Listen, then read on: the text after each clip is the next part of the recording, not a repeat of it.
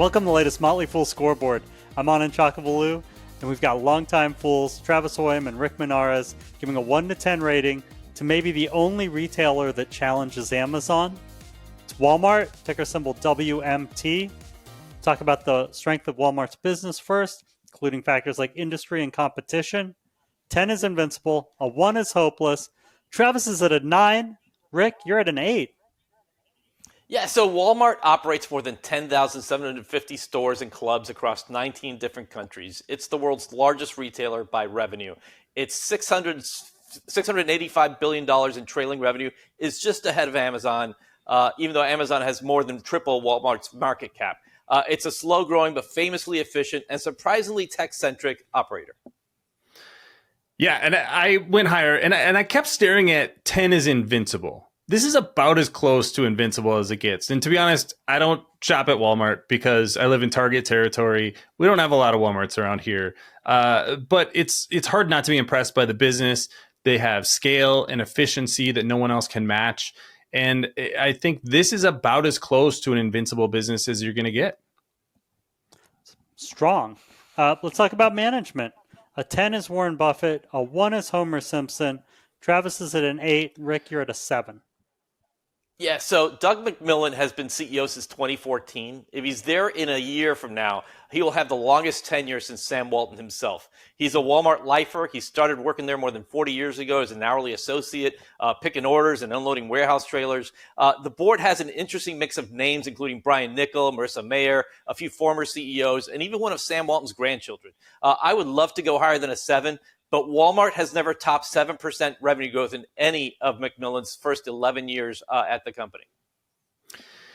Yeah, and I just went a little higher, 8. I'm not going to hold the law of large numbers against him. It's crazy that he's been CEO for that long, because the last I heard, they still stayed at Motel 6 or equivalent. You know, I can't imagine being CEO of one of the biggest, most successful businesses in the world, not being able to stay at Four Seasons.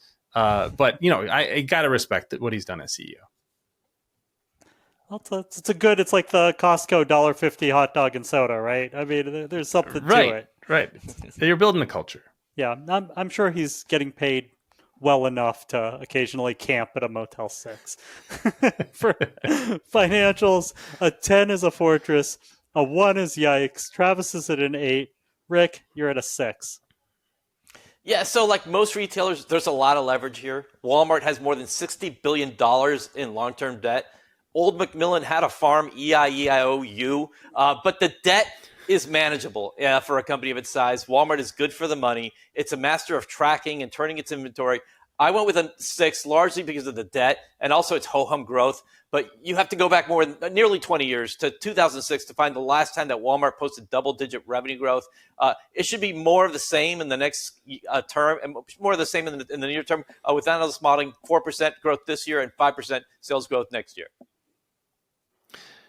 Yeah, I went with an 8, close to a fortress as you can get. You know, rock solid margins, very profitable. I think they've got some optionality with moving into being more of a marketplace type of business. They got some, you know, they do really well in digital, which is an area that a lot of companies have struggled to compete with companies like Amazon. The problem may simply be the valuation, which I think we'll get to next. We will, Travis. You've read the future. You must be watching a lot of Psych or The Mentalist. How well will Walmart stock go over the next 5 years? How safe is it? 10's a sure thing. 1's a lottery ticket. I said 0 to 5%, and I know that's probably low expectations for Walmart. And the business is going to be fine. I think we need to separate the stock from the business. But at 41 times earnings and the slow growth that Rick has been talking about, I think you have to have pretty low expectations because that's a lot of growth and margin expansion to grow into, and they may not do it for quite a while.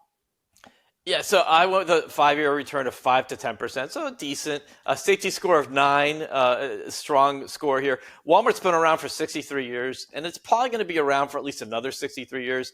It's not textbook cheap right now. However, while it's not recession-proof, it's at least better positioned than most retail chains in the case of a market downturn. Let's move on to everyone's favorite topic. Travis, is there a company in Walmart space you like more? I just have to go with Target just from a valuation perspective. I think the crazy thing is, as much as Target has been a turbulent company over the past 10 years, their 10-year compound annual growth rate is actually slightly higher than Walmart's.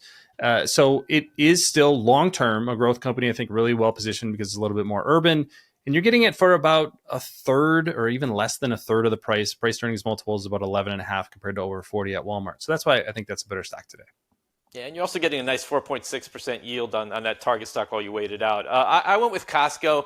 Walmart obviously owns Sam's Club, but Sam's Club and BJ's Wholesale, they can't hold a candle to Costco. It's the leader warehouse clubs. Anna even just mentioned casually the $1.50 hot dog soda combo, and everyone knows what it is. It's ubiquitous. And again, valuation-wise, this Costco is probably even more expensive than Walmart by most valuation metrics. But it's a leader, and it's the one stock that's really, truly probably recession-proof. So I'm going with Costco. Now, Travis, I got to call you out. When we did Target, you named Walmart as the top hit. Now that we're doing Walmart, you named Target as the top hit. Which one? You're asking me to try to top it. If either of those companies is going to be topped, it's going to be by the other. The answer is no. Which one? You got to pick. I own Target shares or of Target. Walmart? I don't think I own shares of Target. I don't think I'm ever going to own shares of Walmart. It's just not my cup of tea. Bop it, twist it. But there you go, Rick.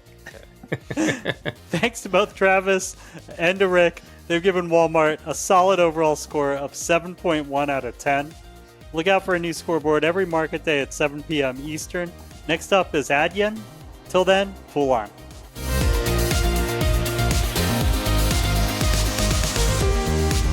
Just glancing at the notes, and I see Travis's business one for Walmart.